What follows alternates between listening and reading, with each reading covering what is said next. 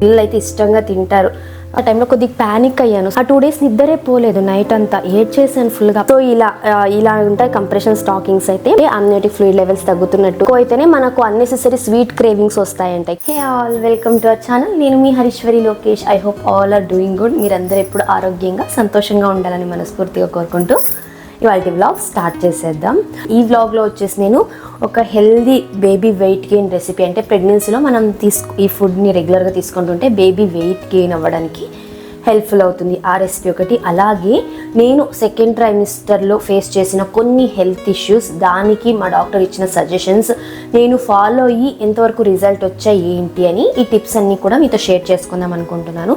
So ఎవరైనా pregnant women ఉన్నారంటే మీకు కూడా ఇలాంటి ప్రాబ్లం వస్తే ప్యానిక్ అవ్వకుండా, ఎక్కువ టెన్షన్ తీసుకోకుండా ఎలా హ్యాండిల్ చేయొచ్చు అనేసి మీకు ఈ వీడియో ద్వారా హెల్ప్ఫుల్గా అయితే ఉంటుంది. సో వీడియో ఎండ్ వరకు చూడండి. మీకు వీడియో నచ్చితే ఒక చిన్న లైక్ చేయండి. మీ లైకే నాకు మోటివేషన్. మీరు లైక్ చేయడం వల్ల యూట్యూబ్ మన వీడియోని ఇంకొంతమందికి సజెస్ట్ చేస్తుంది. ఇంకెవరైనా సబ్స్క్రైబ్ చేసుకోకుండా చూస్తున్నట్లయితే తప్పకుండా సబ్స్క్రైబ్ చేసుకోండి. సో ఇప్పుడు బ్రేక్ఫాస్ట్కి అయితే నేను స్వీట్ పొటాటో రాగి ప్యాన్ కేక్ చేస్తున్నాను. మనందరికీ తెలుసు స్వీట్ పొటాటో మంచి కార్బోహైడ్రేట్ అండ్ ప్రోటీన్ ఉంటుంది, అలాగే విటమిన్ రిచ్ కూడా ఇది. ఇంకా రాగి ఐరన్, కాల్షియం ఎక్కువగా ఉంటుంది. సో ఇవి కలిపి ప్యాన్ కేక్ అయితే చేస్తుంది, చాలా క్విక్గా అయిపోతుంది. దీనికోసం ముందుగా నేను ఒక 2 స్వీట్ పొటాటోస్ని స్టీమ్ చేసి తీసుకున్నాను. దీనిని మిక్సీ జార్లో అయితే వేస్తున్నాను. మ్యాష్ చేయొచ్చు మనమే, కానీ క్విక్గా అయిపోవాలి అంటే mixie jar is the best option కదా. సో ఇది మిక్సీ జార్లో వేసి దీనిలోకి ఒక 2 బనానాస్ వేస్తున్నాను. బనానా కూడా పిల్లల వెయిట్ గెయిన్కి, అలాగే వాళ్ళ బ్రెయిన్ డెవలప్మెంట్కి హెల్ప్ఫుల్ అవుతుంది. అండ్ ప్రెగ్నెన్సీ టైంలో చాలామంది బనానా తినకూడదు అంటారు. హ్యాపీగా బనానా తినొచ్చు. ఎవరికైతే గెస్టేషనల్ డయాబెటీస్ ఉంది అన్నట్టు వాళ్ళు డాక్టర్ చెప్తారు అవాయిడ్ చేయాలన్నట్టుగా. సో వాళ్ళు అవాయిడ్ చేస్తే సరిపోతుంది. ఇందులోకి ఒక 1/2 కప్ అంతా స్ప్రౌటెడ్ రాగి ఫ్లోర్ వేస్తున్నాను. రాగి పిండి బదులు మనము గోధుమ పిండి కానీ, ఓట్స్ పౌడర్ కానీ, లేదా మకానా పౌడర్ చేసి కూడా వేసుకోవచ్చు. అలాగే ఒక 2 to 3 టీ స్పూన్ అంతా జాగరీ స్వీట్నెస్ కోసం. ఆల్రెడీ స్వీట్ పొటాటో స్వీట్గానే ఉంటుంది, కొద్దిగా వేస్తే సరిపోతుంది. ఇందులోకి చిటికెడు ఉప్పు, ఒక చిటికెడు బేకింగ్ పౌడర్ వేస్తున్నాను ప్లఫీనెస్ కోసం. అలాగే 1 ఎగ్ కూడా వేస్తున్నా. ఇది ఆప్షనల్. ఎగ్ వేయడం వల్ల ఏమంటే మంచి టెక్స్చర్ అండ్ ఫ్లఫీనెస్ వస్తుంది. వద్దు ఎగ్ తినమనే వాళ్ళు స్కిప్ చేయొచ్చు. అలాగే కొద్దిగా పాలు, ఇవన్నీ మిక్స్ అవ్వడం కోసం అంతే, మరీ ఎక్కువ అవసరం లేదు. కన్సిస్టెన్సీ చూసుకొని అడ్జస్ట్ చేసుకోవచ్చు. ఇంతే. వీటన్నిటిని మనం మెత్తగా దోశ బ్యాటర్ లాగా గ్రైండ్ చేసి తీసుకోవాలి. బ్యాటరు ఈ కన్సిస్టెన్సీలో ఉండేలాగా గ్రైండ్ చేసి తీసుకోవాలి.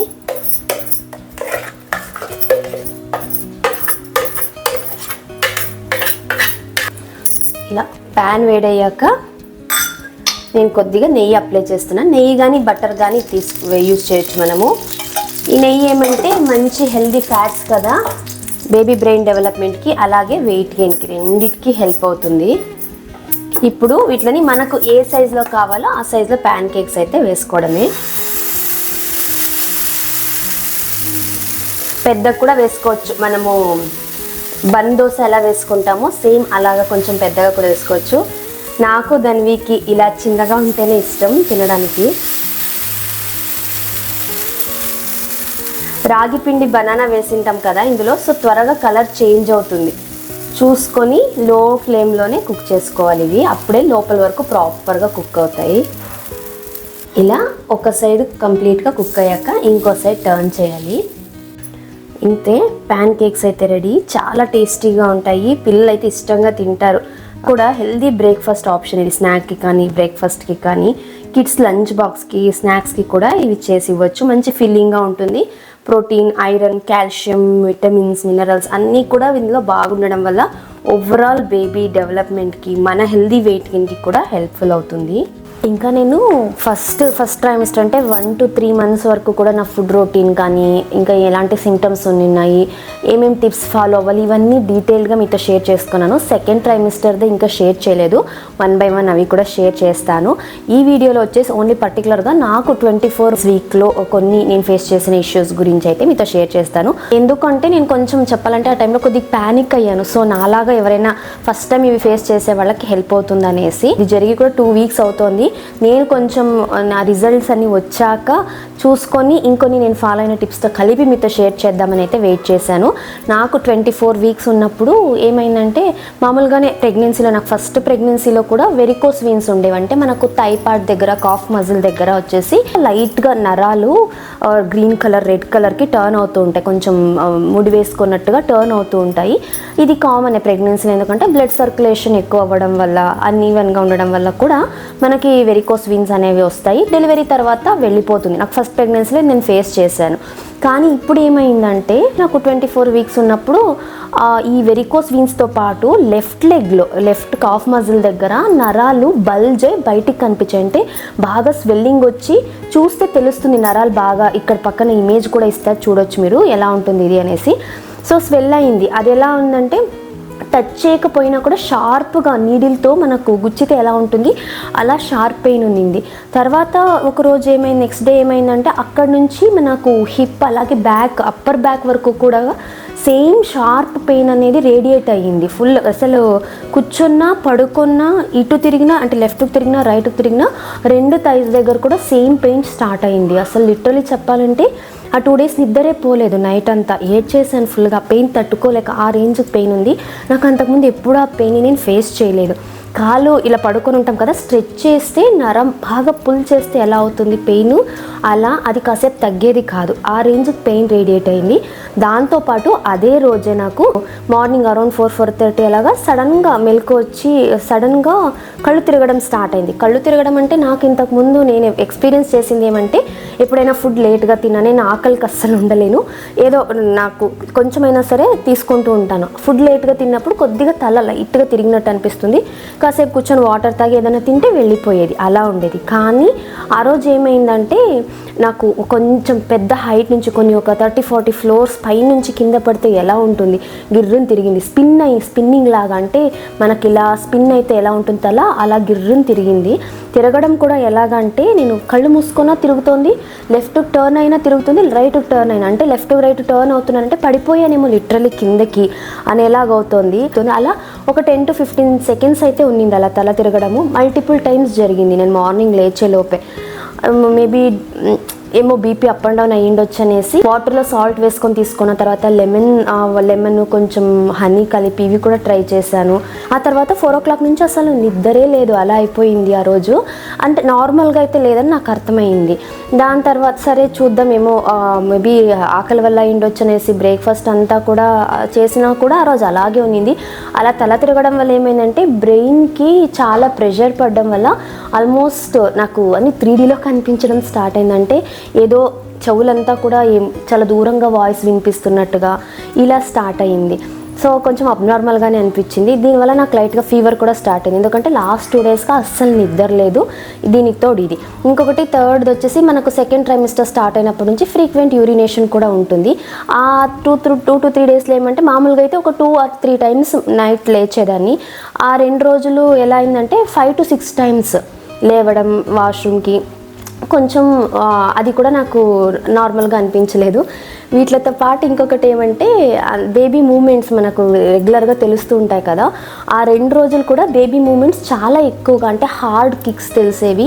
మూమెంట్స్ వన్స్ కిక్ చేయడం బేబీ స్టార్ట్ చేస్తే ఒక 1/2 hour 40 minutes అయినా నాన్ స్టాప్గా కిక్ చేస్తూ ఉన్నారు.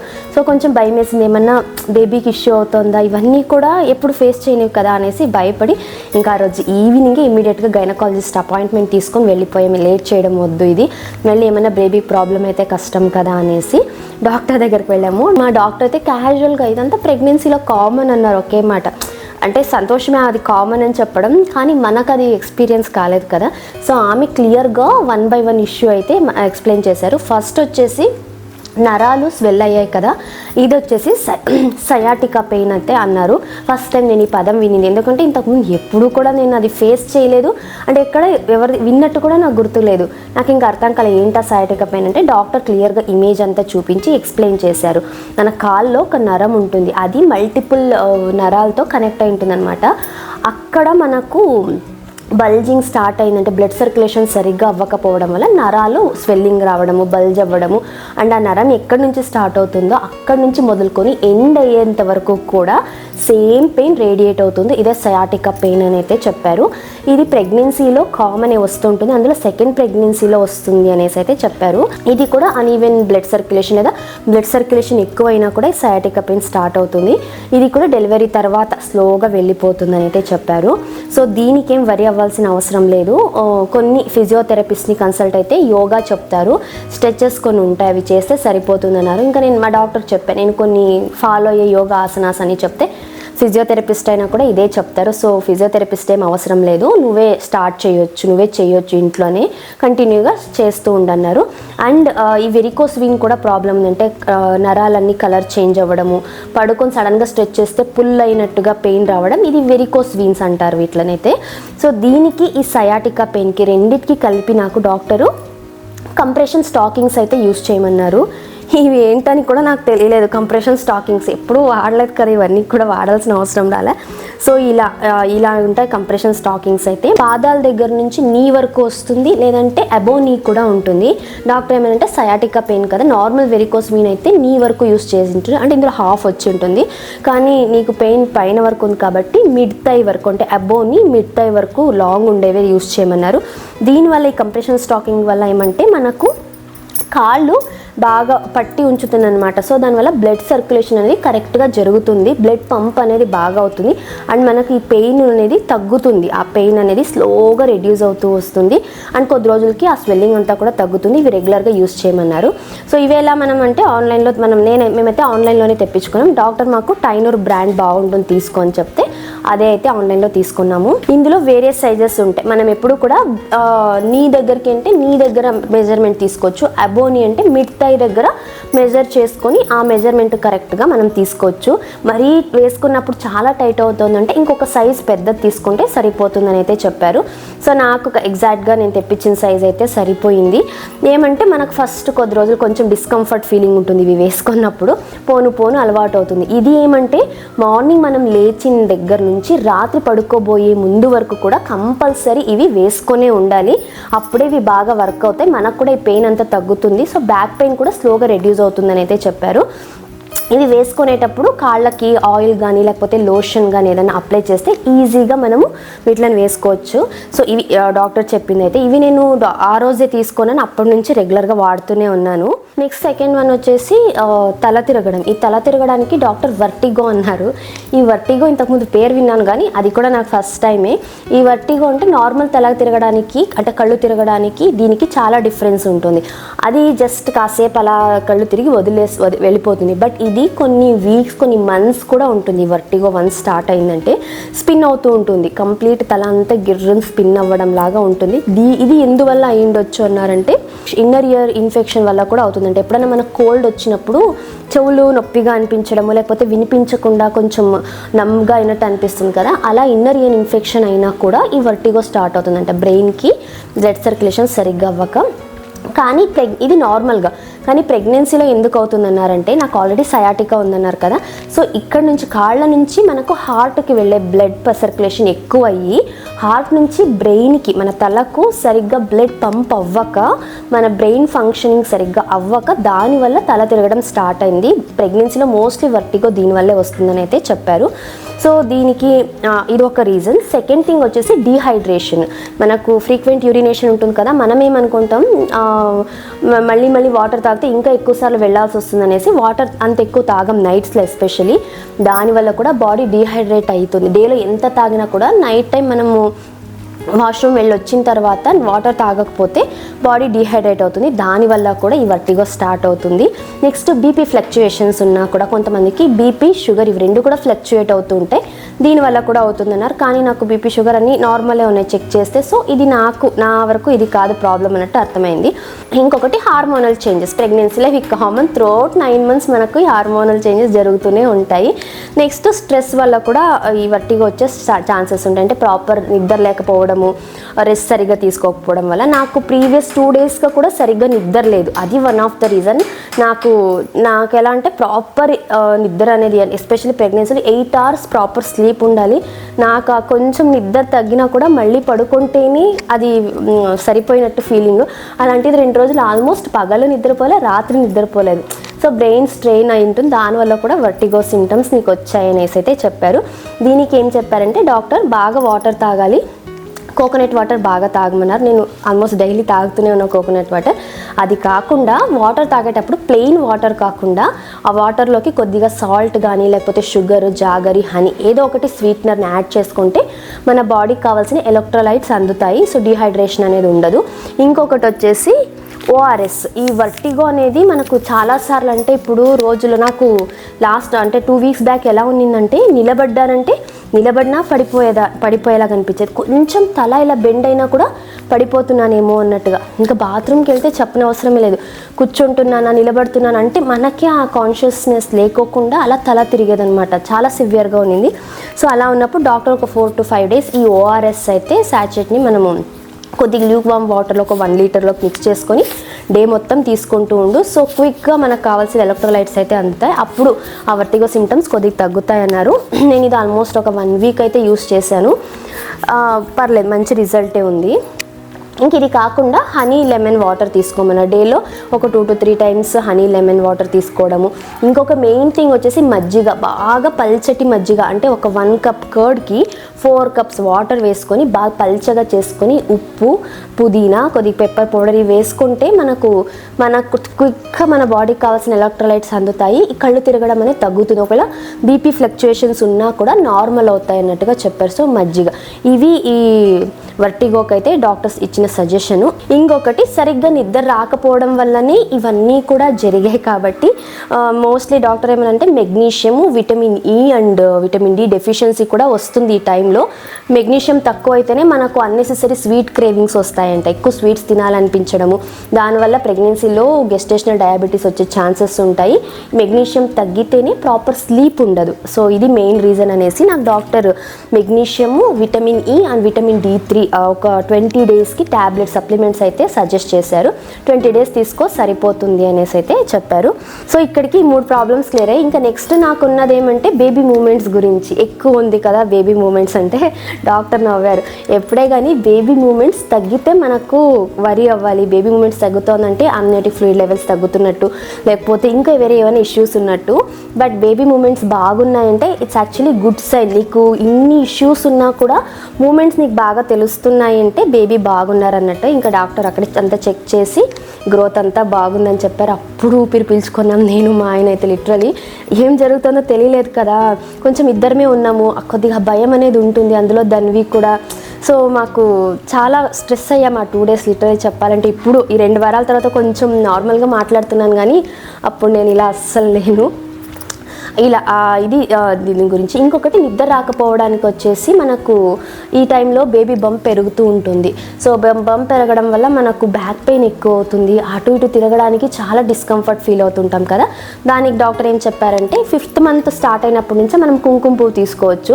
సో పడుకోబోయే ముందు పాలలో కుంకుమ పువ్వు ఒక 2 strands అలా తీసుకొని, గసగసాలు వస్తాయి కదా, ఈ గసగసాలని పౌడర్ చేసి పెట్టుకొని చిటికెడు ఆ పౌడర్ని, గసగసాల పొడిని పాలలో కలిపి అది కొద్దిగా వామ్ అయ్యాక తీసుకుంటే మంచి నిద్ర వస్తుంది, మనకు రిలాక్స్ అవుతాయి నరాలన్నీ కూడా, బ్లడ్ సర్క్యులేషన్ బాగుంటుందని అయితే చెప్పారు. సో నేను ఇది ఫాలో అవుతున్నా డైలీ. ఇలా 2 weeksగా ఇది ఫాలో అవ్వడం వల్ల ఇప్పుడు కొంచెం నాకు చెప్పాలంటే బెటర్గానే ఉంది. వర్టిగో సిమ్టమ్స్ ఆల్మోస్ట్ తగ్గాయి. నాకు కిచెన్లో నాకు లాస్ట్ 1.5 week కూడా కిచెన్లో నేను వంట చేయాలంటే భయపడేదానంటే పడిపోతానేమో నిజంగానే అన్నంత తల తిరిగేది ఉండేది. ఏదైనా ప్లేట్ తీసుకోవడానికి కిందకు వంగానంటే పడిపోయాను అనే ఫీలింగే వచ్చేది. సో అలా చాలా డిఫికల్ట్ అనిపించింది ఆ 2 వారాలు మేనేజ్ చేయడం. ఇప్పుడు లాస్ట్ ఒక 2-3 daysగా కొంచెం బెటర్ ఫీల్ అవుతున్నా. కానీ ఇప్పటికీ పడుకున్నప్పుడు సైడ్స్ టర్న్ అయ్యేటప్పుడు ఆ ఫీలింగ్ ఉంది, తల స్పిన్ అయినట్టు తిరగడము. సో స్లోగా వెళ్ళిపోతుందని అయితే కాన్ఫిడెన్స్ వచ్చిందంటే అంత సివియారిటీ నుంచి తగ్గింది కొద్దిగా. సయాటికా పెయిన్ అండ్ వెరికోస్ వెయిన్కి ఇవి వాడుతున్నాను కాబట్టి నాకు కొంచెం ఆ కాళ్ళు లెగ్ క్రాంప్స్ కానీ బ్యాక్ పెయిన్ కొద్దిగా తగ్గింది. పడుకున్నప్పుడు ఉంటుంది అది, ఇంకా దానికి ఏం చేయాలో కూడా తెలియదు. ఇంకా 3 months, ఇంకా నెక్స్ట్ 3 months ఇంకా తీసుకోవాలి, బేబీ డెలివరీ తర్వాత తగ్గుతుందన్నారు. ఇంకా డాక్టర్ చెప్పిన టిప్ ఏమంటే పడుకోబోయే ముందు పాదాలని బాగా కాళ్ళు బాగా వామ్ వాటర్లో వాష్ చేసుకొని ఏదైనా మంచి కోకోనట్ ఆయిల్తో కానీ లేకపోతే ఏదైనా ఆయిల్ తోటి లైట్గా మసాజ్ చేసుకుంటే కొంచెం వామ్ చేసి మనకు బ్లడ్ సర్క్యులేషన్ బాగుంటుంది, నిద్ర బాగా పడుతుంది అన్నారు. నేను ధన్వి ప్రెగ్నెన్సీ టైంలో స్టార్టింగ్ నుంచే లెగ్ మసాజ్ చేసుకునేదాన్ని పడుకోబోయే ముందు. ఇప్పుడేమైందంటే వర్క్ ఎక్కువ అవ్వడమో లేకపోతే వేరే వేరే పనుల వల్ల నేను ప్రాపర్గా నైట్ పడుకోబోయే ముందు లెగ్ మసాజ్ చేసుకోవడం లేదు, కుదరట్లేదు అది అలాగా. సో అదొకటి వదిలేస్తున్నా. ఇంకా డాక్టర్ రిమైండ్ చేశారు, అది కూడా 2 weeksగా రెగ్యులర్గా డైలీ పడుకోబోయే ముందు లెగ్ మసాజ్ అయితే చేసుకుంటున్నా. సో ఇవన్నీ చిన్న చిన్న చేంజెసే మనకు మంచి రిజల్ట్ అయితే ఇస్తాయి. ఇప్పటికైతే పర్లేదు, కొంచెం నా హెల్త్ ఓకేగానే ఉంటుంది. ఏమంటే స్లీప్ డిస్టర్బెన్స్, ఇంకా అది మనం ఇవన్నీ తీసుకుంటున్నా కూడా మనం ఫ్రీక్వెంట్గా వాష్రూమ్కి లేయడం వల్ల నిద్ర అనేది కొద్దిగా డిస్టర్బ్ అవుతుంది, కామనే. ఇంకా నేను డాక్టర్ని అడిగింది ఏమంటే ఫస్ట్ ప్రెగ్నెన్సీ టైంలో బేబీ బంప్ అనేది కొంచెం చిన్నగా ఉంది, ఈసారి కొద్దిగా పెద్దగా అనిపిస్తుంది.